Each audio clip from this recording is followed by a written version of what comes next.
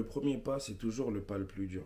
C'est toujours le pas qui est le plus difficile, tout simplement parce que le premier pas, ça sous-entend souvent de faire la première fois la chose qu'on est en train de faire. C'est-à-dire que quand tu fais le premier pas dans quelque chose, peu importe, que ce soit professionnellement, amicalement, etc., souvent, je dis bien souvent, ça veut dire que tu n'as pas fait la chose avant. Ça veut dire que quand tu vas faire ou vouloir développer un projet, c'est le premier pas qui est le plus difficile. Pourquoi? Parce qu'une fois que tu es lancé, ça devient une habitude. Ça veut dire que quand tu es lancé, la troisième marche, la quatrième marche, la cinquième marche te font penser à la marche d'avant. Mais le premier, c'est toujours le plus difficile. Moi, j'ai souvent des gens qui me disent: Ouais, Destin, moi, j'aime pas forcément ma situation actuelle, ou j'aime pas forcément les études que je veux, que je fais, etc. J'aimerais faire telle ou telle chose, j'aimerais monter mon projet, j'aimerais apprendre telle ou telle compétence.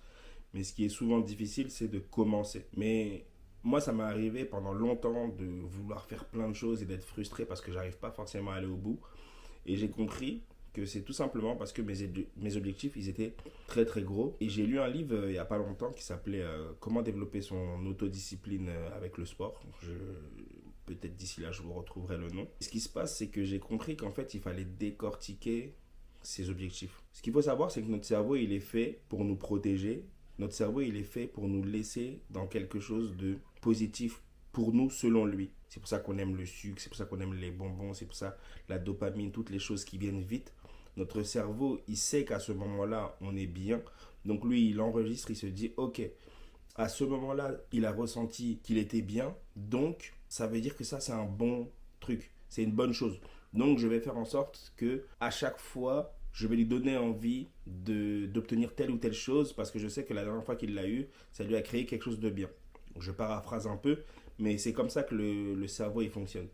Et donc, quand on va faire des choses qui nous font sortir de notre zone de confort, qui nous demandent un peu de difficulté, ben le corps, et enfin le cerveau, lui, il se dit: tu te sens pas forcément bien, etc. C'est dangereux pour toi. Lui, il est là pour nous protéger. Donc, il se dit: forcément, on fait quelque chose qui nous fait sortir de notre zone de confort. On fait quelque chose qui ne nous plaît pas forcément.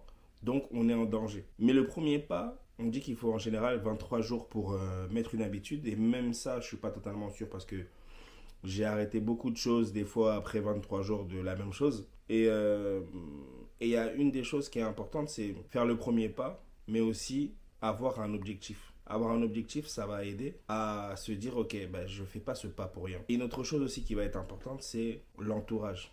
Plus tu vas t'entourer des personnes qui vont te permettre d'atteindre tes objectifs ou t'en rapprocher, plus tu vas vouloir aussi te motiver. C'est-à-dire que quand tu t'entoures de personnes qui vont dans la même direction que toi, bah c'est comme les poissons, les dauphins, etc. Ils suivent le mouvement. Tout le monde va dans cette direction. Ça se trouve, celui qui a la tête, il nous emmène droit dans le mur. Mais on le suit parce que on suit le mouvement, il nous ressemble. Ok, ben vas-y, moi je suis un dauphin, etc. Donc je vais aller dans la même direction que les gens. Mais si ça fait un moment que tu te dis: je ne suis pas légitime, on a souvent ce syndrome de l'imposteur: je ne suis pas légitime, je ne peux pas faire telle ou telle chose, je n'ai pas forcément les compétences, je ne suis pas aussi belle que elle, je ne suis pas aussi riche que cette personne, je ne suis pas aussi stylé. Tout ça, c'est des pensées limitantes qui nous font rester à notre situation actuelle. Moi, aujourd'hui, mon but, et on le verra à travers cette page, c'est de pouvoir montrer que je ne suis pas quelqu'un d'extraordinaire. Je viens d'un milieu, voilà, pas très favorisé, mais j'ai eu une éducation correcte. Ma mère, elle a fait ce qu'elle a pu pour pouvoir m'éduquer avec ses moyens.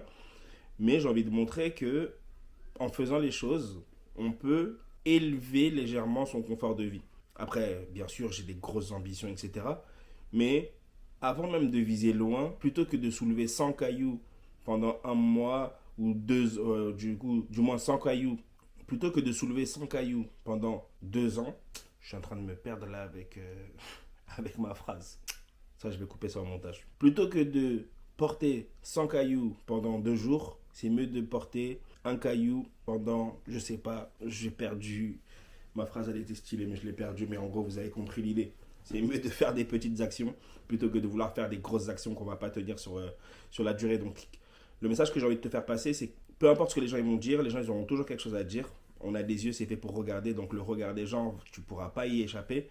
Maintenant, ce qu'il faut te dire, c'est que ce que les gens pensent de toi, ce que les gens vont dire de tes projets, de tes ambitions, ne te définit pas. Si tu es à un endroit et que les gens ne te disent pas que tes projets, en fait, quand tu es à un endroit où les gens ils trouvent que tes projets ils sont fous, ils sont trop dingues, ils sont trop ambitieux, bah, c'est que tu n'es pas forcément au bon endroit. Ça ne veut pas dire que tu dois quitter ces personnes-là, mais tu sais que quand tu parles de ce type de projet-là, c'est pas avec ces gens-là que tu dois parler. En fait, tu dois être dans un endroit où quand tu parles d'un projet, ou du moins tu dois être avec des gens, quand tu leur parles d'un projet, ils te trouvent comme le mec normal, quoi.